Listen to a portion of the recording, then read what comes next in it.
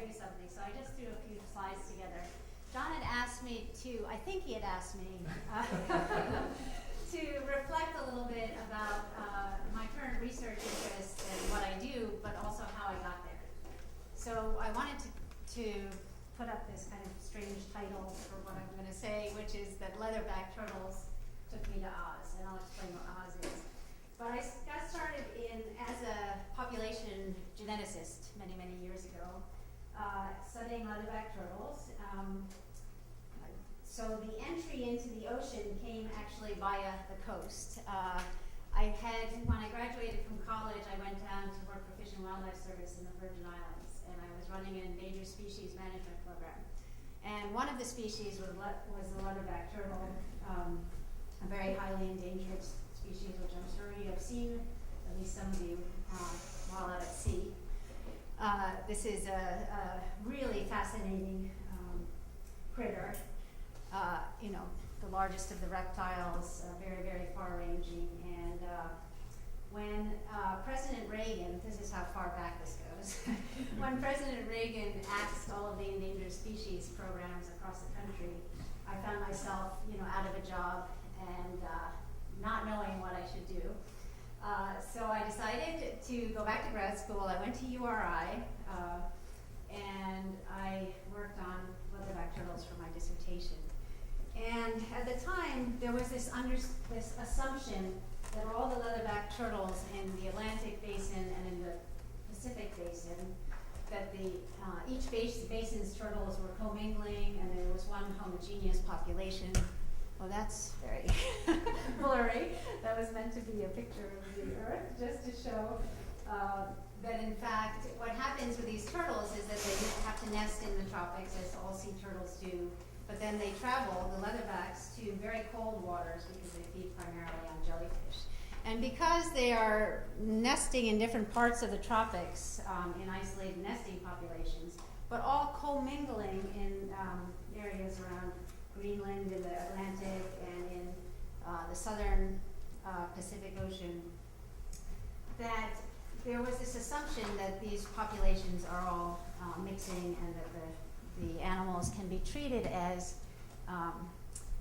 basically basin-wide deans. And the implications for management were that no matter where you made your investment in order to try and bring this population back and conserve it, it would be the same, more or less. So it didn't matter whether you invested in a nesting beach in Costa Rica or you invested in a nesting beach in the Virgin Islands, because whatever you were doing to help that population was a single population.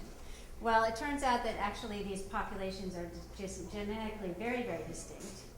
And so if you're trying to conserve all of the Atlantic population or all of the Pacific population, or in fact the global population, it means that you have to make your investments in different deans of that larger population, so different places. And so I went back to grad school, I worked on turtles, and really the genetic information was just one kind of one puzzle piece in the greater mystery of how to bring this turtle back from the brink of extinction and actually help conserve it. So there was also, I should say, this is now early 1980s, this kind of naive thought that what conservation required was that you set aside areas for animals, for plants, for nature, and that humans could live in one part of the biosphere and nature could live in another part of the biosphere, and all would be well and good. But what do you do with a species like a leatherback turtle, which nests in the tropics, goes as far as the Arctic Circle or down to the Southern Ocean, and encounters all kinds of threats all along the way? Loss of nesting beaches, getting caught in long lines or giant drift nets, encountering plastic bags during its migrations to the north, and so forth. So the idea that you could somehow establish a nature reserve for leatherback turtles was not very solid an idea, not very an effective way to do conservation. So we could preserve the nesting beaches where these turtles nest. We could identify feeding areas where they might need to be protected. But we really needed to go beyond this kind of paradigm of protected areas where we keep people out and keep nature in. We can't keep leatherbacks, confined to a certain place. So this kind of idea of protected areas is really of limited utility with highly migratory ocean species, like many of the ocean species are. The other thing that was going on is that increasingly we were talking less about conservation, as Stephen Olson said, who is, by the way, one of my mentors, and from whom I learned an awful lot when I was in URI. It was increasingly about accommodating human needs and about conservation and development together, as opposed to this kind of paradigm of nature here, humans here, and everything will be fine. So it was the times, really. It wasn't so much an awakening on my part, but it was the times were changing. And so we moved kind of from this model of protected areas, marine protected areas, and trying to grab small chunks of what we could of nature, and moved more towards a kind of more integrated way of looking at protecting nature. And one of the models that emerged in the mid-'80s was this idea of Biosphere Reserves. It's a UNESCO program in which it's basically a planning model for, you identify critical areas that need to be strictly protected as core areas. But then around those core areas are managed areas where you can look at different threats to the ecosystems or the particular species you're interested in, and develop management regimes that will prevent the cores from degrading, essentially, what that is all about. And also, we're thinking about corridors linking up core areas. So, and then all this encompassed by these big areas of cooperation. And biosphere reserves, when they moved out to sea, because they were developed like everything else as a terrestrial tool, so they were pushed out to sea and had to be amended. These biosphere reserves meant that all of a sudden nations were starting to talk together about how to jointly conserve, protect, manage, and so forth. And I have to just say a little anecdote. When I was here at WHOI in the mid-'80s, I was invited to sit on a panel with the US and Canada to do biosphere reserve planning in the greater Gulf of Maine area. And it was just on the tail of the decision in which the US lost part of the Georges Bank to Canada. There was a transboundary dispute where the boundary goes between US and Canada. You probably all know this, you studied it probably. At the time, the US really wanted all of Georges Bank, and that's how the line was drawn. And they kept drawing that line that way, and making sure that all of Georges Bank and all the scallops, and at the time they were still cod, were ours. And they took it to the International Court of Justice. Canada won the decision, so the line got moved down, and the northern part of Georges Bank got given to Canada. This really stung the US. They got very angry. But Canada was very conciliatory. They were in a good position to be conciliatory, I guess. And they said, why don't we think about joint management? Why don't we think about some bilateral biosphere reserves, and let's get going on this. So we sat on a panel, and we put forward some proposals for transboundary reserves, including one that spanned all of the Georges Bank and up to Browns Bank. And it was a very interesting experience because at the time we were proposing dynamic core areas that moved around with the scallops, because this is, as you know, a very highly dynamic system, and we felt that fixed critical areas or core areas would not serve this ecosystem well. And it was a time, it was an idea that was before its time. We went to this kind of panel for biosphere reserves, presented this idea, and basically got laughed out of the room. So this was now 30 some odd years ago. Now it's interesting because conservation is circling back to this idea of actually you don't have to have these protections fixed in space, that you can actually think about dynamic protected areas as part of a wider matrix of management and protection. And I'll get to that in a minute. So the other thing that was happening in the mid-'80s and then onward, and now has really picked up steam, I think, is this idea that nature, it has value in and of its own right. So there are all these ethical reasons to conserve nature, to protect nature, and so forth. But that really doesn't have traction in all audiences, in all communities. So articulating the things that nature does for humans very, very clearly is a way to engage people that might not be conservation oriented, put it that way. So we can think about the different ways that oceans and coasts provide benefits to humans and actually put economic and other kinds of values on those benefits. And so that's something that I do for Forest Trends now. I run a program in Marine Ecosystem Services, and we look for innovative financing mechanisms that allow us to basically market the conservation of these habitats, these systems, as a way to bolster business investment, as a way to secure national economies and so forth. So making the business case for protecting nature because of what it provides for humans.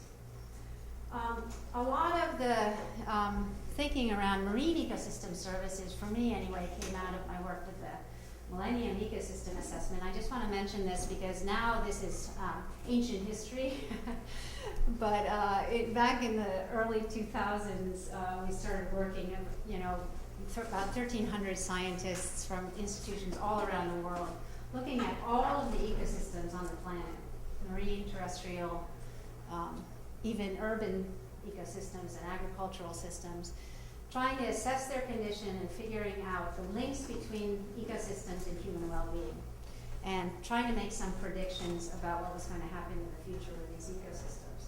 And we were looking at across a wide range of ecosystem services, including the things that we used to call goods, food, fuel, and so forth, materials. And then things like regulating services, nutrient provisioning and flood control and that kind of thing, and maintaining the planet in climate balance and so forth. This thing was set up, so there was one big giant global assessment, and then there were a bunch of small sub-global assessments that were kind of like little vignettes that could say something about either what had happened in the past or make very firm predictions about what was going to happen with ecosystem services into the future. And the key findings from this are kind of sobering. I don't know if any of you have had exposure to the Millennium Ecosystem Assessment. They're big volumes and lots of documents on the website and so forth. But the basic message is that, first of all, that ecosystem services provided by nature are critically important to human well-being. Human well-being is something that can be measured. It's not this touchy-feely thing. I don't need to say that to the social scientists in the room, but as an ecologist, I always kind of thought that human well-being was this amorphous thing, and actually it's a rigorous thing that can be measured by a bunch of different criteria. So nature provides essential ecosystem services without which humans cannot live. That about 2/3 of these services that were assessed in the Millennium Assessment have been degraded and lost. And it's the regulating and supporting services that we don't attach economic value to that are most at risk. These are things that we don't recognize the value usually until those systems or those services are lost. So I headed up the coastal assessment for the Millennium Assessment, and I won't go into the detail of that, but we were looking at these basic services. So, providing food and materials, obviously a big one in all parts of the world, and increasingly important, but so too the things like filtering water from pollution and buffering land from storms and so forth. And there's been a lot of talk about that in recent years with Hurricane Sandy and other events that really woke up people to, wow, these coastal ecosystems really do something for us, and it's a pity that we kind of destroy them in our rush to develop. Globally, at the time of the Millennium Assessment, about 40% of the global population lived in a very, very small coastal belt, which we define very conservatively, much more conservative. You've probably heard the figure of 2/3 of the world population that's on the coast, or 3/4.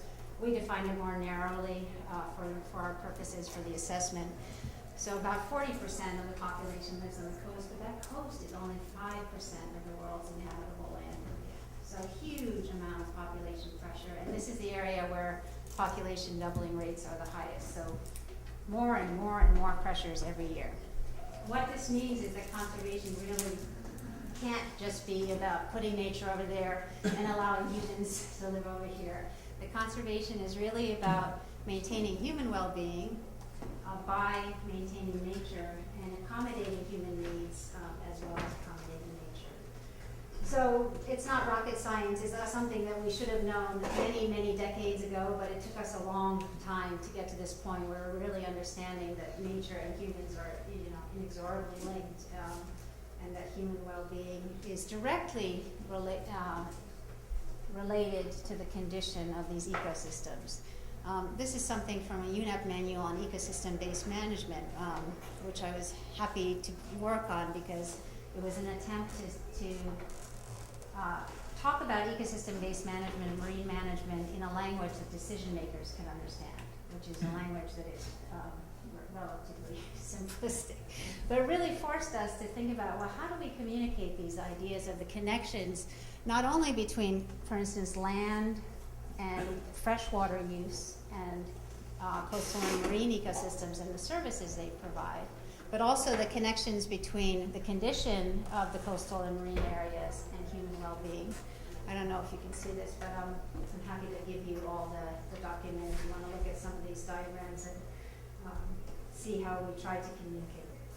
So anyway, so we're finally realizing that this is as much about how we accommodate human needs as it is about kind of setting aside protected areas for creatures or identifying creatures that need to be conserved.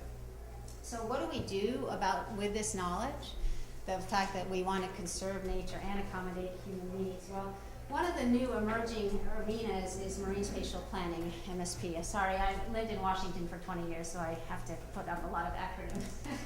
Sorry, MSP is marine spatial planning. It's a way to try and integrate management of a lot of different kinds of sectors. So integrate shipping with fisheries management, with the siting of offshore renewable energy, tourism, artisanal fisheries and recreation uses and so forth, all into one thing. The other thing that is necessary, so marine spatial planning is one area, and that's where a lot of attention is focused right now in the marine policy arena on how to do this right, what scale to do the planning, how to actually not just plan, but actually implement and make things efficient and effective in management. Another kind of related piece is this integrating coastal management with marine management, because honestly, these communities have been very segregated over the last century. And even today, it's not so much the case here, thankfully, because of Rhode Island and Massachusetts being very progressive states, also California, now Oregon. There's a lot of good integration that's happening, but in most parts of this country and in most parts of the world, there's still separate communities, the coastal people focusing in on land and what's going on land, the marine people standing on the shoreline looking out to sea and only worrying about that. The watershed management people, they're in their own camp and doing their own thing. So integrating all of this stuff is really important. And then finally, I'm going to end here just by telling you, when I said leatherbacks took me to Oz, by Oz I meant ocean zoning. And and ocean zoning is something that I'm working on a lot, and many, many colleagues around the world. It's one component of kind of ecosystem-based management. It's how you take the scientific information you have about ecosystems, about how we impact ecosystems, about how we can tailor solutions to counter those threats, and put it in a systematic whole so that we're really much more strategic about our investments in conservation and in management. So we don't find ourselves in the situation that I started out with a leatherback turtle who nests in the tropics, goes to the far, temperate or high latitude areas, and encounters all these threats in between, and we just keep throwing money and money and money at the nesting beach or a particular threat to a turtle population. And instead we think about that turtle in its element, which is the whole world ocean, and think about the whole set of biodiversity elements that we want to conserve, and we think about all of the uses that we want to accommodate, and we systematically and strategically address all those things simultaneously. So with that, I'm going to end, and I'd be happy to talk to you guys.